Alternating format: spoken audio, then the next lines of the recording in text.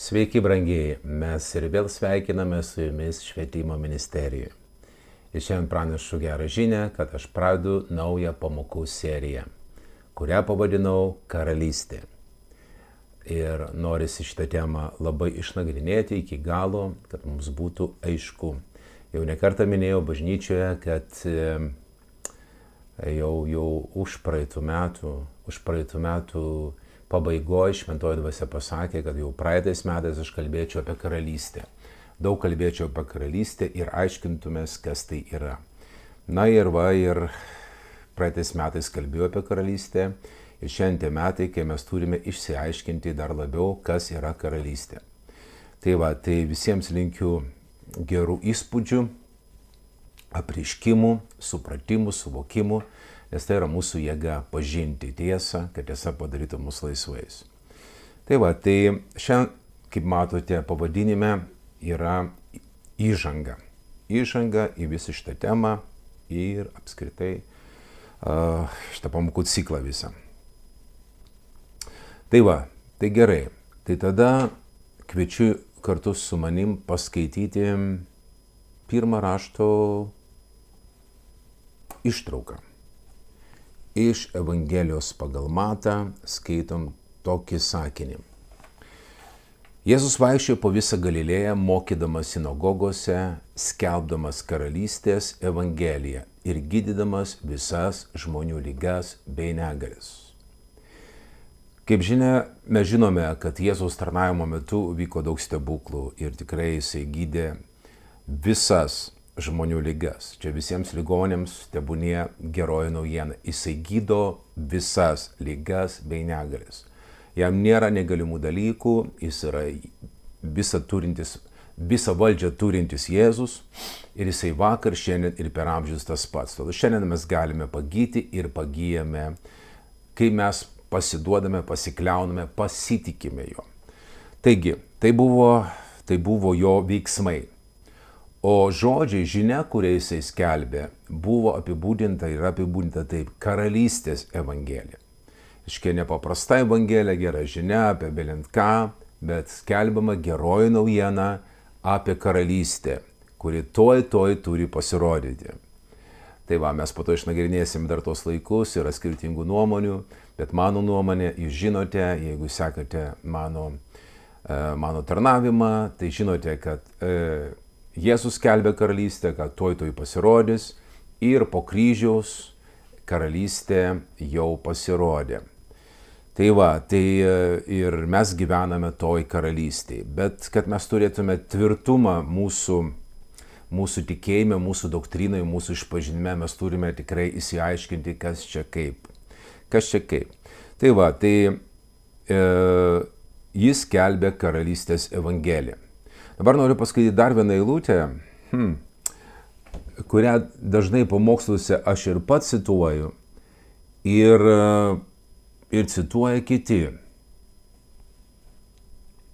Tai bus Mato Evangelija, 6 skyrius, 33 eilutė. Skamba taip. Pirmiausia, ieškokite Dievo karalystės ir jo teisumo, o visa tai bus jums pridėta. Kas visa tai? Aukščiau mes skaitome, kad valgis, drabužis. Jis apibūdina tas svarbiausius siekius žmonijos, visos žmonijos, be išimties, visos žmonijos siekius. Valgyti, apsirengti. Galima padaryti išplėstinę šitą temą ir pasakyti gyvenimo vieta, būstas, transportas, visą tai, kas susijęs su šio pasauliu, su materialiu pasauliu, kuriame mes gyvename ir tam materialiam pasauliu yra mūsų būtinybės. Tai yra būtini dalykai, kad jie būtų mūsų gyvenime, kad mes galėtume šiuose kūnuose išgyventi, o ne pražūti. Tai jisai sako aukščiau, jis sako didelę prašymą, kad sako, žiūrėkit, Dievas aprengė, Dievas aprengė, tas žodis yra stiprus, gražiau negu lelyja. Sako, Saliamonas buvo pasipuošęs visai savo šloviai, bet dar gražesnė yra lelyja, kurią Dievas aprengė. Taigi jisai parodo, kad Dievas aprengia. Reiškia, jeigu jisai rengia, tai jisai rengia. Ir jeigu tu klausi, kas tave rengia, tu sakai, vienas dizaineris ateljė kažkokia ar panašiai, bet iš tiesų, jeigu tu pasitikė šitam pažadui, šitai tiesai, Dievas tave pradeda rengti, Dievas padeda tau apsirengti, kad būtų ką apsirengti, šiais laikais tai labai daug ką yra apsirengti ir nėra stygiaus tikrai drabužių ir gražiai apsirengti, dar kontekste yra skamba būtent tai. Va, ir taip pat pavalgyti, kad mes, žiūrėk, mūsų tėvas, sako, jūsų tėvas, Dievas, tėvas, kūrėjas, maitina paukščius, paukščiai neturi jokių problemų, visuomet pavalgė krizės metu, nes Dievas yra maitintas viso to, kas gyva. Ir jisai mūsų tėvas, ir Jėzus bara už tai, todėl sako, kur jūsų tikėjimas mažatikiai, kur jūsų pasitikėjimas, ten galima išversti taip. Kur jūsų pasitikėjimas, ko jūs tokie bailūs, ko jūs blaškotės, tarytum Dievas nesirūpina jumis, jisai rūpinasi jumis.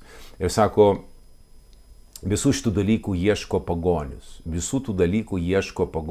tai yra ieško vejas ir panašiai.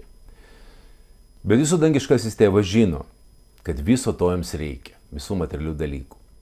Ir po to jisai duoda receptą, kaip tai viskas veikia, ką mums daryti tada ką mums daryti. Ir tada jisai sako, pirmiausia, ieškokite Dievo karalystės ir jo teisumo, o visa tai bus jums pridėta. Kitose vertimuose ir tai bus nukreipta link jūsų gyvenimo bus tai nukreipta. Tai va, jisai pasako tokį principą, žinot, aš kiek kartų pamokslavau, ypač klestėjimo tema ir šitą eilutę imdavau visuomet ir apibendrindavau, bet kai aš apibendrinau, aš supratau, kad aš mažai čia ką suprantu. Aš pasakydavau žmonėms, tai ką, ieškokim karalystės, tai kur čia dabar karalystė ieškoti. O kiti sako, tai jinai bus dar kažkada, ateis tūkstantmetė karalystė ir panašiai. Panašus dalykai. Tai va, tai tuomet yra poreikis išsiaiškinti. Dabar šitas žodis yra svarbus. Aš paryškinau, ieškokite. Įdomu, kad vienas pamokslininkas, kuris kalba labai daug apie karalystę, jisai sako, išplėstinį, reikšmėse šito žodžio, palaukit, ar aš turiu šitą žodį įsidėjęs, įsirašęs, pasimiršau. Neįsirašiau, bet aš tiesiog noriu jums pasakyti, o jeigu rašiau, tai aš po to kažkur tai čia pacituosiu pamokėlę, bet tikrai šiandien tikrinausi, šitas žodis ieškokite, konkrečiai reiškia ieškoti ir reikšmė dar yra tokia įdomi, studijuokite, išsiaiškinkite, medituokite, reiškia nagrinėkite. Taigi raštas sako, pirmiausia, nagrinėkite Dievo, kas tai yra. Kas tai yra? Tai yra ieškojimas. Kas yra Dievo karalystė?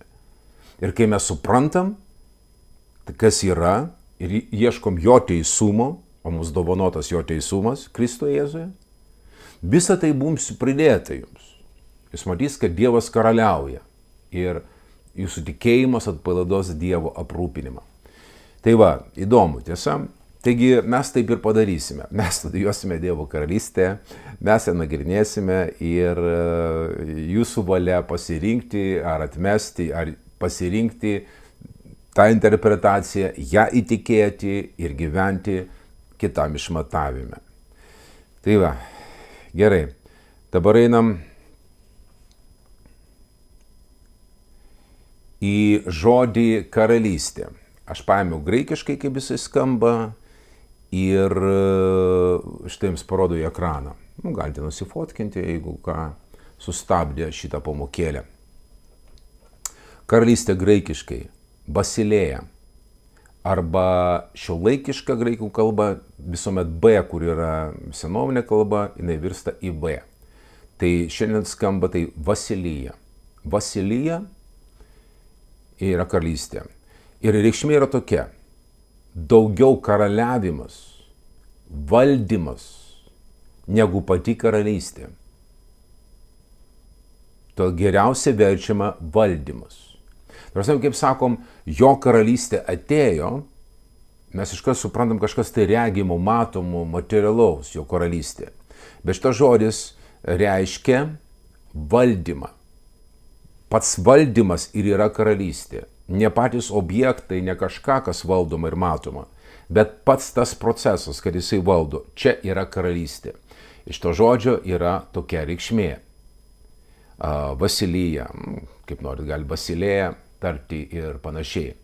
Bet tokia reikšmė, jinai labai labai svarbi, nes mes šiandien, ką mes darom, mes studijuojam, kas ta karalystė yra.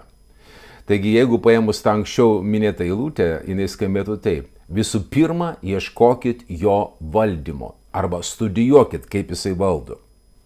Nagrinėkit, kaip jisai valdo, o visa tai bus jums pridėta. Tai jeigu mes matome, kad karalystė būtent tokia, tada mes nežiūrime regimos karalystės, bei jo ir paklausė, kaip ateis tavo karalystė, kaip ateis, kokiu pavydalu ateis. Ir Jėzus atsako tiems klausėjams, sako, kad ateis karalystė, neateis regimų būdu. Negali pasakyti, jinai yra tarp jūsų, jinai visuomet yra. Aš net ir mūsų, jeigu pavadinkime mūsų šalies valdymą, karalystė, sakykime, kažkoks valdymas yra. Yra vadovai, kurie vadovauja mūsų šaliai. Mūsų išrinkti vadovai vadovauja šaliai. Taip, aš nematau to valdymo, konkrečiai jis nesimato. Bet aš esu pavaldus tam valdymui, kuris vykdomas pagal Lietuvos konstituciją ir panašiai. Ir konstitucija yra, jinai kaip ir nematoma yra. Aš tik tai žinau, kad jinai veikia ir man galioja, kaip man piliečių. Taip. Pavyzdžiui, jeigu,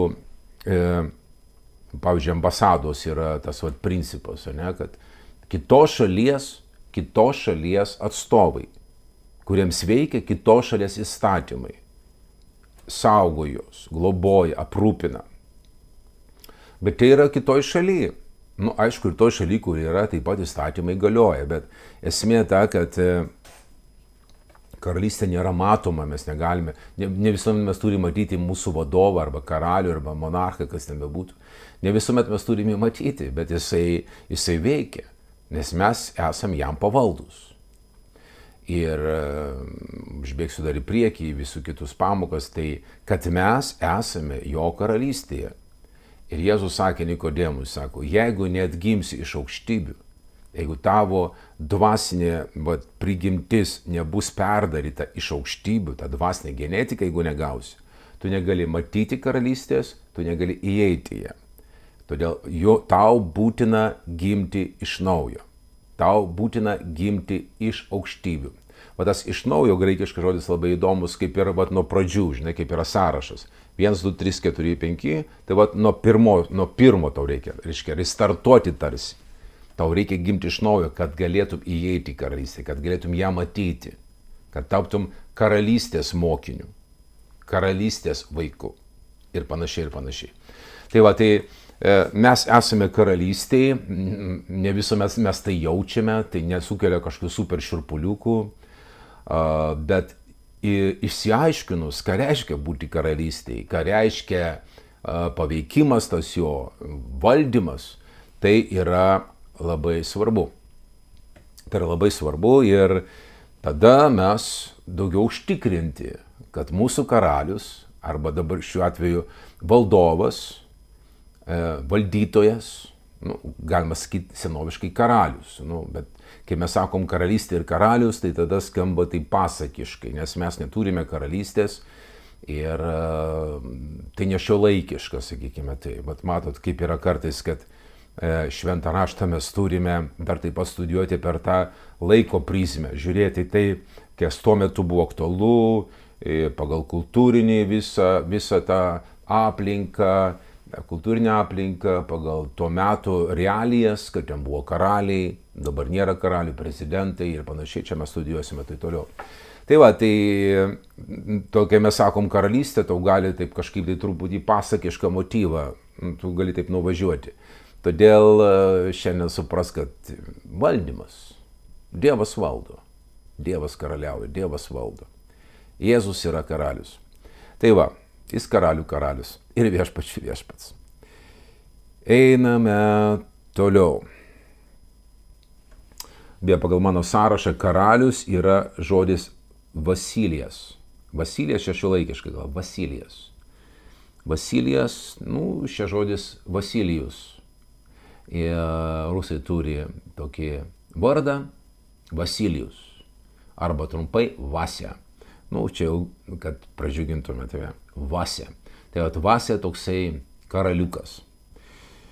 Tai va, gerai. Čia noriu pakalbėti truputį apie santvarkas. Apie santvarkas ir manau, kad čia bus jums įdomu, bent jau informatyvu.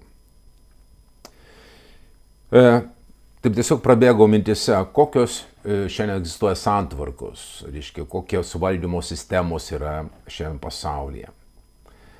Ir tokias didžiausias įskyriau, gal jūs čia, jeigu esate specialistai, ten politinių mokslų kažkokie, reiškia, žmonės, tai jūs galite daugiau čia arba papildyti, kažką paneigti, gal kažką ne visiškai tiksliai pasakysiu, bet, čia aš nesu specialistas tame, bet tiesiog atradau 3 tokias, reiškia, santvarkas, labai tokias išskirtinas. Tai yra demokratija, tai yra monarchija ir yra diktatūra. 3 tokios santvarkas paėmėm. Ir dabar aš jums ketinu parodyti, įdomu, kaip čia man nukopino. Net nemačiau. Gerai. Įdomu, aš čia perkeliu kitą iPadą ir čia man kažkoks tai juodam fonėje pasiliko. Tiek to jau. Tai aš čia paėmiau iš Wikipedijos, tiesiog copy-paste iš Wikipedijos, nukopinau ir čia atskleidžiau. Tai žiūrėkite, skaitome, draugė. Čia matot ir žodis yra graikiškas. Demokratija. Demokratija, graikiškai demokratija. Demokratija. Matot, graikiškas rašmenis ir panašiai. Demokratija lygu demos, tai yra liaudis, demos, liaudis ir plus kratos, valdau. Demokratija. Ir paaiškinimas. Valdymo sistema, kai visa valdžia kyla iš piliečių valios. Įstatymus leidžia laisvais ir reguliariais rinkimais renkami tautos atstovai. Įstatymą leidžia laisvais ir reguliariais rinkimais renkami tautos atstovai. Kažkur nutrūko čia eilutė ir ką? Ne, viskas gerai. Tautos atstovai, renkami tautos atstovai. Reiškia, tą, ką mes renkame, demokratinė valstybė, jie atstovauja mums. Mums rinkėjus. O valdo pagal konstitucijos nustatytus įgaliojimus veikianti vyriausybė. Tai čia yra demokratija. Čia labai svarbus yra apibrėžimas, jums tikrai pravers, kai vyksta kažkokie politiniai disputai, čia kalba demokratija, čia kažkokia demokratija atėjo. Ypač ten rytuose, ten žinot, kalbu Rusija, Baltarusija, ten visa ta rytų ideologija, ten pyksta apie demokratiją, čia sako kažkokie demokratai atėjo, čia sugriovė mūsų šalį ir panašiai. Jie nesupranta, kas yra demokratija, galvoja, kad tie vagys, kurie išvagė ekonomiką Rusijos, oligarchai, tai čia demokratai. Ne. Bet jie sako, dabar įkursime kokią nors kitą respubliką, ten, kokią nors ten provincijos liaudės respubliką. Jie sako, visą valdžią liaudžiai. Bet ką jie sako, tai yra demokratija. Nes demokratija yra liaudės valdžia. Arba liaudis valdo. Liaudis valdo. Jeigu šiandien kažkas tai nepatenkinti dabartinę santvarką, tai perinkime tuos atstovus. Įtikinkime, kad atstovai turi atsiskaityti prieš liaudį, nes jie mūsų atstovai, atstovauja mūsų interesus. Ir, žinot, kaip aš ten domėjausi apie Ameriką, iš tiesų rinkėjų pinigai arba rinkėjų valia, jinai yra aukščiausia, suprantate, sprendimus. Ką pasakys rinkėjai? Nes mes atstovaujame jų interesus. Mes tik tarnai. Arba mūsų kalba tarnautojai. Tarnautojai, taip. Tai aš manau, kad demokratija yra geriausia valdymo sistema. Geriausia valdymo sistema yra demokratija. Dabar mūsų šalyse, čia mūsų kraštuose, jinai nėra dar išvystyta. Mūsų politikai nėra subrendę ir mūsų visuomenė dar nėra stipriai subrendusi, bet mes einame to subrendimo keliu. Ir todėl jeigu koks nors politikas ten šiaušiasi prieš kitą nuomonę ir ten reikia ją uždaryti, kažkaip pasmerkti, jis prisibijo ir panašiai.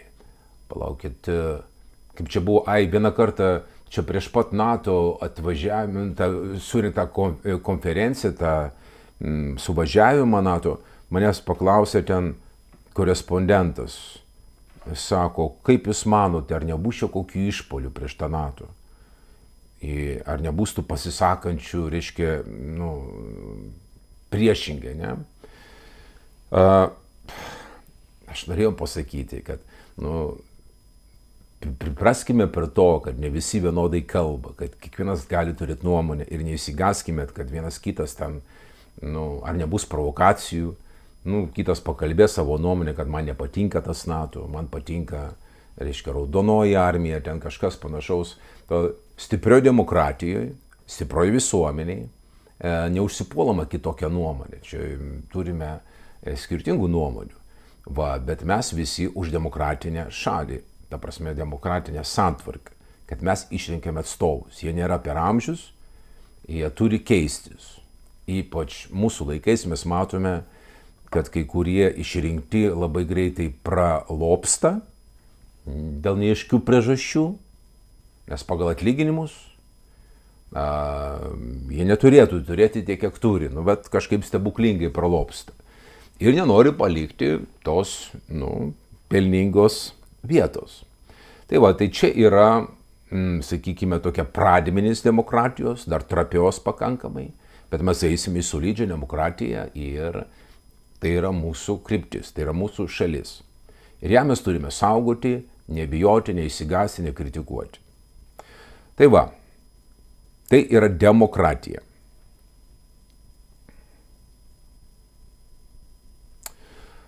Kita santvarka yra monarchija. Monarchija taip pat iš graikų kalbos, graikiškai skamba monarchija. Arba monarchija vienvaldystė. Mono yra vienas, archija valdymas. Reiškia, vienas valdo. Viena iš valdymo formų, kurioje valstybės galva yra vienas valdovas. Vienas valdovas. Monarchas, kunigaikštis, karalius, imperatorius ir panašiai. Ir tokių šalių yra. Ir tokių šalių yra praktiškai arabų šalis, kad ten dar galiu paminėti, daugiausia, aišku, arabų šalis. Ir toks valdymas jiems tinka. Beje, norėčiau pagirti jų monarchus. Arba, monarchus, taip, karalius. Kad jie iš tiesų rūpinasi savo liaudimi. Ir tos valstybės yra turtingos. Pas juos gal vadinasi šeichai. Tos valstybės yra turtingos, tie monarchai labai rūpinasi savo tauta, jie nėra vagis, jų karaliavimas yra toks malonus liaudžiai, jie vertina savo karalius, nes jie rūpinasi liaudės gerovę. Todėl tose šalyse, jeigu kas nors iš demokratinių šalių, vakarų šalių, bando kažkaip tai įskiepyti demokratinį valdymą. Jie susiduria su dideliu tokiu istoriniu paveldu, kuris stojasi piestą ir sako, man šito nereikia. Nes jie, pračiai tokioj šaly, mažai kas prisiema atsakomybių. Mažai kas prisiema atsakomybių už darbą, už panašiai, už verslą. Ir jiems gerai, kad kažkas jos gano ten. Kažkas gano, pasirūpina. Ir tada čia dabar demokratija, reiškia dabar čia pačiam reikia galvoti, pačiam spręsti, tai ten kažkas tegul sprendžia. Gerai, tas kažkas yra geras. Tai yra monarchija.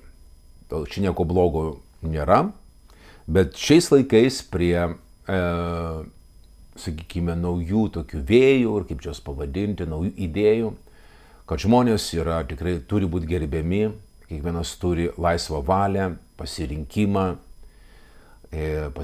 vieno ar kito, ir tai atitinka tą mūsų prigimtinę prigimtinės tas teisės ir todėl tam tikros tokios formos jos gali pavirsti į diktatūrą, apie ką mes šiandien pakalbėsime. Tai todėl tokie, sakykime, naujos idėjos, jos tapo labiau populiarios ir jeigu tau nepatinka kažkoks valdymas, tai tu perink jį. Ir dabar yra, sakykime, tos karalystės, kurios nefunkcionuoja visiškai kaip karalystės. Tai yra Jungtinė karalystė, taip, ten įeina, kas ten eina, Anglija, Airija, Velsas, Škotija ir panašiai. Jungtinė karalystė, taip, po to yra Norvegijos karalystė, Danijos karalystė, dar kokios ten karalystės, jos yra karalystės, ten yra karalius. Bet jisai tokį turi daugiau moralinį, tokį kaip ir tautos, tokią funkciją, moralinę tokią ir išlaikyti tą tautiškumą galbūt, jų tradicijas ir panašiai, tai bet tokio konkretaus valdymo jie praktiškai neturi.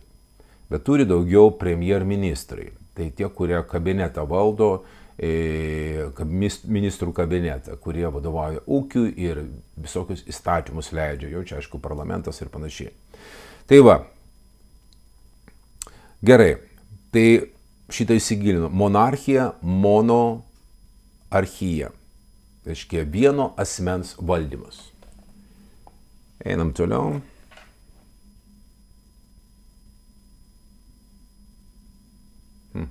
Kodėl man čia taip juodai pasidarė, nežinau. Kad aš iš interneto gal paėmiau dėl to, bet gerai, tai būna taip. Diktatūra. Valdymo forma, kai neribota galia yra suteikta vieno asmens arba organizuotos kelių asmenų grupės rankose. Diktatūrą praktikuojantis asmuo vadinamas diktatoriumi. Jis diktuoja.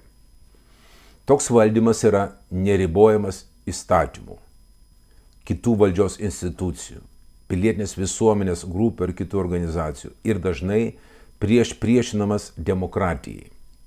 Prasme, ten neleidžiama, kad kažkas tai reikštų savo nuomonės, kad turėtų kitokią nuomonę negu diktatorius. Su tai kovojama, aišku, pasitelkiam visokią propagandą, gąsdinimai. Žinot, jeigu kas nors atsitinka, tai kažkoks priešas čia daro. Čia tikrai negali mūsų šalyje būti. Čia kažkas iš išorės kursto, kažką siubuoja ir panašiai.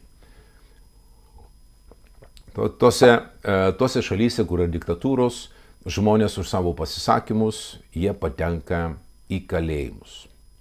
Čia žinote, kur čia yra visai kaiminystė ir panašiai. Kalėjimuose sėdi tie, kurie pasakė savo nuomonę. Valstybių diktatoriai paprastai išlieka valdžioje, užsitikrindami galios struktūrų, pavyzdžiui, armijos palaikymą. Jie negali išlaikyti, todėl jie pasitelkia armiją, jeigu kažkas vyksta, ten slopinama visą tai ir panašiai. Čia yra diktatūra, diktuojama. Ir aš nemanau, kad tai yra laiminga tauta, kuri gyvena po diktatorių. Nes, kaip aš minėjau, ko skirtumas nuo diktatūros ir monarchijos, ten yra valdymas mielas žmonėm, bet jeigu perina į diktatūrą, tai tampa kančia žmonėms. Beje, diktatoriai, jie, aišku, valdo ir finansus, netyčia pradeda turtėti stulbinančiom sumom.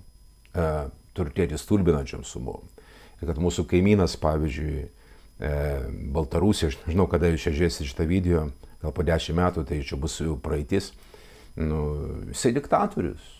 Jis atsistoja ir sako televizijos prieš ekraną, sako, va tą paleisiu, tą pasodinsiu, man tai nepatinka, aš to nenoriu. Tu žiūri, kad jisai čia kaip jo namuose yra, jis viską tvarko kaip jo namai. Kas tu esi? Aš tą pasodinsiu, tą priimsiu, tą išleisiu, tą atleisiu, su to prekiausiu, to neklausysiu. Supranti, ir čia yra diktatorius. 100% diktatorius. Ir man stebėtina, kaip šiandien iš mūsų šalių, ten dar žiūri jį kaip pavyzdį kažkokį. Kas tie iš mūsų šalių? Žinot, pas mus toks pavadinimas yra vatnikai. Aš vatnikai pritaikau tokia prasme, kad jie yra to bolševikinio, tarybinio, to visos santvarkos produktas. Tai yra tiek giliai įėję, tokia sunki liga, kad sunkiai gydoma, žinokit. Vatnicizmas. Jie nemato pavergimo, jie nemato apribojimų. Aš žinau, kad mes anksčiau negalėtume išvažiuoti iš šito lagerio. Šitas buvusi SSSR buvo lageris. Ir vieni tam lageriui turbūt geriau gyveno, kiti prašiau gyveno, bet mes negalėjom nieko sakyti. Mes buvom po diktatų. Ir bet koks pasipriešinimas grėsė įkalinimu. Ir aišku, visą tai vadino, mes gyvenam šaly, kur taip lengvai kvėpuoja žmogus. Nu, čia iš rusų kalbos išpirkta himnas ar kažkokia ten dainelė. Na va. Ir visą tai po šitų apgaulės dūmų jie gyveno, kažkoks diktatorius, jisai viską valdo. Ką jisai valdo? Jis valdo tuos, kurie neprisėma atsakomybės, kurie dejuoja, kad jie nieko neturi, kurie negabus eiti, prisimti atsakomybės dirbti ir verslauti, verstis, duoti kitiems darbo vietas. Jie buvo kaip banda ganoma.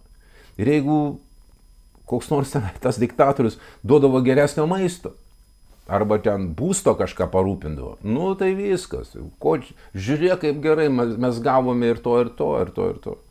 Gavome, o tas, kuris dalina, jis ne į savo dalina. Jis pavogė iš tavęs, pasiemo savo dalį ir tau duoda kažką. Ir tu sakai, man jis davė. Nieko jis nedavė, jis nieko neturi, jis nieko nepagamino. Tai va, tai yra diktatūra. Aš į politikos tikrai įdedu, kad jūs matytumėte tas santvarkas. Nepykit, o jeigu ir pykstat, aš vis tiek nematau. Einame toliau. Dar va, prie diktatūros aš noriu prikabinti dar ir va šitą dalyką. Žodis fašizmas. Žodis fašizmas, šiandien mes girdime labai dabar šitam konflikte, kare tarp Ukrainos ir Rusijos, ir Rusija užpuldama Ukrainą, sakydavo, ten yra nacistai, ten yra fašistai. Ir mes turime juos žudyti, nes jie fašistai. Dabar rusai, sakykime, didžioji dalis, jie visus savo priešus, kas jis bebūtų, pravardžiuoja fašistais ir nacistais. Čia yra taip, kad pavyzdžiui, bet kokiu ten vardu, kuris toks nemalonus, pavadini tą, kuris jis tau nepatinka dėl kažkokių priežasčių. Ten vadina visaip vadina, visokie pravardžiavimai yra. Bet va šitas pravardžiavimas yra tiesiog rusų pritaikytas. Tai nėra pagal apibrėžimą. Tai, kai jie sako, ne pagal apibrėžimą. Nes kiti atėję iš Ukrainos sako, mes jokių ten nacikų neradom, jokių ten fašistų neradom. Ir beje, ten tie patys rusai yra. Ta prasme, ne apie apibrėžimą, bet tiesiog visus priešus, kas bebūtų, vadina fašistais, arba nacistais, arba dar kokiais ten esesininkais. Suprantate, čia iš to karo, buvusio karo reiškia tą terminologiją, tai priešo apibūdinimas. Bet iš tiesų fašizmas turi savo, aš jau rodau, gal jūs jau ir perskaitėt, turi savo apibrėžimą. Taigi fašizmas. Ten galite daugiau paskaityti enciklopedijoje, ten yra ir autorius šito visos ideologijos, ši ideologija yra. Fašizmo, tai iš itališko žodžio, fascizmo, tai fascio, sąjunga, ryšulys. Va, šitas momentas man kažkas sakė, galima išversti kaip pinutė tokia yra. Žinot, pinutė, supinta kažkas tai viena. Ir kai supinta į vieną, tai yra viena. Tai liaudis suvienita aplink vieną lyderį ir ideologiją. Ką čia rašo? Autoritarinė politinė sistema, besirimanti diktatūrinė galia. Viskas atitinka kaimyną. Šovinizmų, opozicinės veiklos slopinimų, stiprių visuomenės ir ekonomikos suvaržymų. Tai va, čia yra fašizmas. Todėl prie diktatūros jisai gali būti, gali vystytis prie diktatūros. Todėl ten, kur kažkas tai sakoma panašiai, kad mes turime priešą, mes kovojame su tuo. Ir čia aišku ir nacizmas yra. Čia ir nacizmas. Mūsų tauta yra stipri, galinga, čia va tas šovinizmas, o čia kažkas tai mes jos turime sunaikinti, čia mūsų žemės, čia panašiai, tokia menkinančia kalba, pašaipia kalba, be abejo jisai apsiginklavęs yra, nes jisai jaučia, kad jis gali užpulti ir atimti ir panašiai. Aš drąsiai sakau, kad šita sistema, kuri dabar yra Rusijoje, jinai yra nacistinė, šovinistinė, gal dalinai ir fašistinė, nors patys jo to nesuvokia. Todėl daug Dieve, kad Dievas su ta visa ideologija ją sutrankytų, sudaužytų, kad mes turėtume gerą, adekvatų kaimyną. Čia mano noras. Visi vatnikai gali gerti raminančius. Aš nei kiek nereaguoju, kaip jūs reaguojate. Ta prasme, aš turiu pasakyti tiesą ir aš stoviu už tai, kad šita sistema, šitas raudonas žvėris, jisai bus palaužtas ir išvaduos rusų tautą iš viso šito priespaudos. Ir rusų tauta įeis į demokratinę valstybę, kurią patys išrinks žmonės, kurie bus atsakingi prieš tautą, nevoks ir panašiai. Tai procesas, didelis procesas, bet tebūne toks. Tai va, tai čia apie santvarkas. Ir dabar sugrįžkime į mūsų temą. Ateina kita santvarka, kitokia santvarka. Ateina kitokia santvarka. Taip, dabar einam į tai, ką mes šiandien mokomės. Taip, mano apibrėžimas. Karalystė, Dievo karalystė, ne demokratija, ne diktatūra, bet teokratija.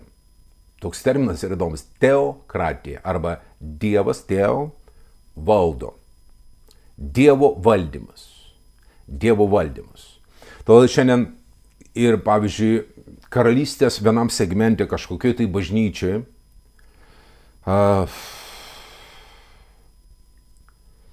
pavyzdžiui, vyksta tokie dalykai.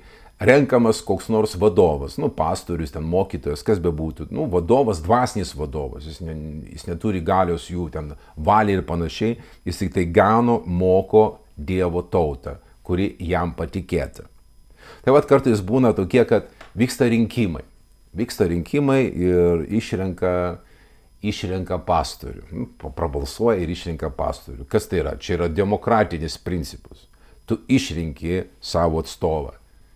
Bet to negali būti bažnyčiai. Bažnyčia yra, čia neišrenkame kažkoks vadovas. Yra vyriausias vadovas, yra karalius, yra valdytojas, kuris pats pastato, kas valdys, kas ganys jo kaimenę. Jis pastato ir jis gali nuimti. Jis pastato ir jis gali nuimti. Todėl bažnyčioje negali būti demokratijos, negali būti diktatūros, diktato kažkokio žmogaus, bet ten yra teokratija arba Dievo valdymas. Taip, dar viena mintis šiandien tiesiog paskaitysiu. Negali būti krikščioniškos santvarkos ar valdžios. Krikščionybės karalystės negali valdyti valstybės vadovas. Ką aš turiu minėti, šiandien žiūrėjau video apie Armėniją ir istoriją tos Armėnijos. Jinai tikrai labai įdomi, įvairi ir Armėnija kažkada buvo labai didelė šalis, imperija net buvo, taigi buvo pajungusi daug ten Turkijos teritorijos ir panašiai, po to turkai per genocidą, reiškia, pasistūmė savo sienas. Tai va, ir tam video pasakė taip, kad 301 metais Armėnija tapo oficialiai krikščioniška šalis. Ir visi galvoja, čia puiku. Armėnija tapo krikščioniška valstybė. Ir žinot ką, bet tai yra netiesa. Tu negali Kristaus karalystės perduoti, valdyti, sakykim, pasaulietiniai ar kažkokiai tai, nepasaulietiniai valdžiai. Tu negali perduoti karalystės. Jinai nesusimaišo su ta karalystė.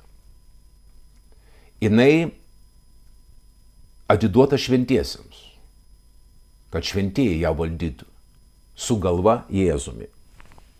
pagal pranašystės iš Danieliaus knygos mes dar skaitysime kitose pamokose.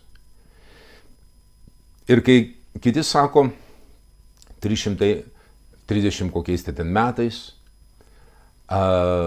vietoj to, kad persekiotų krikščionius, Romos imperatoriai, staiga Konstantinas, priėmė krikščionybę ir dabar vadinasi, aš taip pasakau, vadinasi krikščioniška Roma.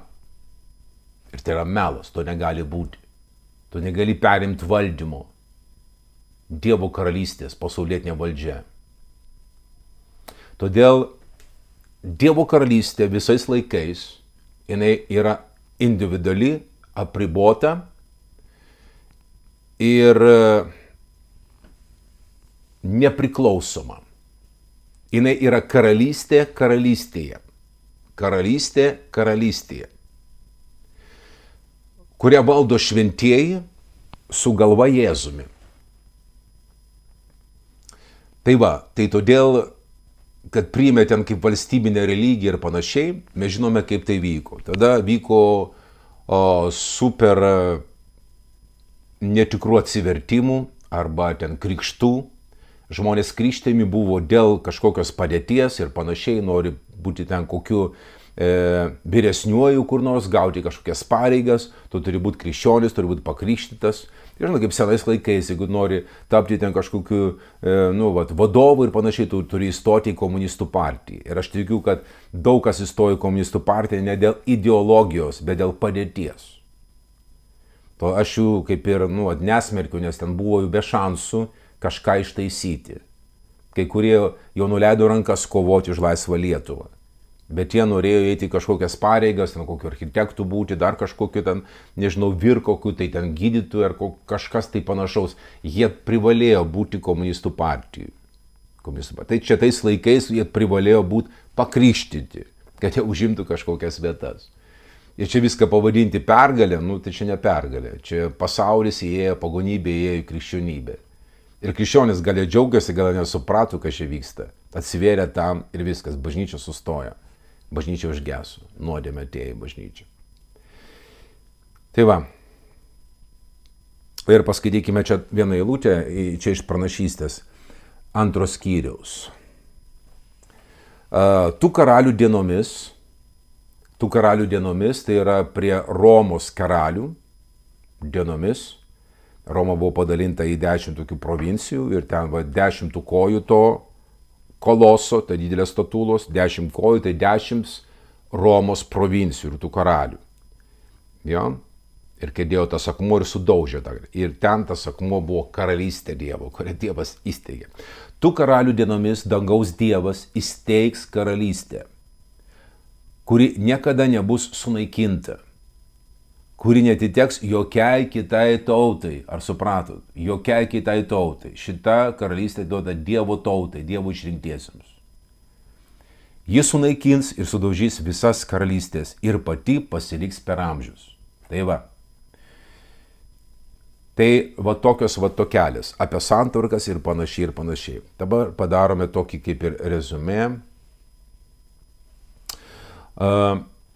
Pirmą eilutę dar kartą paskaitome. Pačią pirmą. Jėzus vaikščiojo po visą Galilėją, mokydamas sinagogose, skelbdamas karalystės evangeliją, pabrėžiu, karalystės gerąją žinią ir gydydamas visas žmonių ligas ir negalias. Taigi mes matome, kad Jėzus neskelbė išgelbėjimo evangelijos, palaiminimo, amžino gyvenimo evangelijos, bet karalystės evangeliją. Ir jeigu ten buvo sakoma apie išgelbėjimą, suprask žydų kontekstą. Čia daugiau supras ir apie antikristą, tai yra antimesiją. Kokio jie laukia mesijo, kokio laukia Kristaus žydų tauta. Nes čia viskas apie žydų tautą. Kokio mesijo laukia? Jie laukia to mesijo, to pateptojo, kuris išvaduos politiškai, iš priespaudos. Visų pirma, iš Romos dabar, tuo metu. Iš Romos imperijos priespaudos išvaduos pateptas karalius. Nes ir žydį Izraelį valdė patepti karaliai, įgalinti pačio Dievo išrinkti. Jie valdė su ypatinga antgamtinė Dievo jėga. Tai va ir Dovydo karaliavimas buvo superinis, nes jis buvo Dievo pateptas. Dievas davė pergalę Izraeliui. Dovydo dienomis Izraelis buvo pakeltas kaip karalystė, solidumas parėjo ir panašiai. Čia yra patepimas arba įgalinimas valdyti. Tai va, jie tokio laukia karaliaus. Laukia žydų karaliaus pateptojo, Mesijo. Ir jeigu ten kalbama apie išgelbėjimą, jie nesuprato taip, kaip mes dabar suprantame. Jie galvoja, išgelbės jis iš priešų rankos. Iš priešų rankos ir duos mums čia garbinti Dievą ramiai. Tokio karaliaus jie laukia, tokio Mesijo laukia, tokio Kristaus laukia. Tai va, tai kai mes kalbame apie antikristų, tai visų pirma, tai buvo apie žydų tautą, kuris ateis ir apsimes, kad aš kitaip čia išgelbėsiu, jums padėsiu. Prandat? Va toks antikristas pasirodė iki 700 metų. Mes jau mokėmės, kas jie gali būti tie antikristai, yra 2 variantai, bet jau pažiūrėkite tą pamoką. Tai va, tai ir Jėzus skelbė karalystę ir visi džiaugiasi, va, Jėzus, jisai žydų karalius. Va jis, ko mes laukiame, ir jis ateis mus išvaduos. Jis ateis mus, tokie lūkesčiai buvo. Tokie lūkesčiai buvo. Ir jau visi dalinosi, kaip čia kur sėdėsime, aš dešiniai, tu kairiai, kažkaip kaip vadovaus. Ir Jėzus sako, sėdės 12 sostų teisdami Izraelio namus visus, ne? Ir karalystė dabar, žinai, vat, čia tavo karalystė, visi apie karalystę kalbėjo. Visi kalbėjo apie karalystę. Ir Jėzus skelbė gerąją karalystės naujieną, kuri tuoj atsivers. Tuoj pasirodys. Ne po 2000 metų ten kažkada. Tuoj pasirodys. Va, tuoj. Ir jo visi pamokymai apie tai, kad, va, pavyzdžiui, nesakykite visi, kurie sako viešpatie, įeis į tą karalystę, kuri tuoj pasirodys. Va, po kryžiaus tuoj pasirodys. Ne visi, kurie sako viešpatie, kurie vykdo mano dangiško tėvo valią. Taip? Kaip sunkiai pasidinkitės turtais įeis į Dievo karalystę. Taip? Jūs pranašaujate, gydote ligonius ir po to beldžiatės ir sakote, įleisk. Ne, sako, aš nepažįstu jūs. Atsitraukit. Neįleido tų. Kur neįleido? Į tą karalystę, kuri pasirodė po kryžiaus. Ir visiems buvo staigmena, kad Jėzus atėjo išgelbėti ne konkrečiai iš politinio priešo. Jis atėjo išgelbėti iš dvasinio priešo, tai yra piktojo valdžios. Atėjo išgelbėti iš piktojo valdžios. Ir tai jisai ir padarė. Todėl, brangieji, mes šiandien esame išgelbėti iš piktojo valdžios ir mes esame Kristaus karalystė arba jo valdyme. Jis mus valdo. Mes esame pavaldus jam.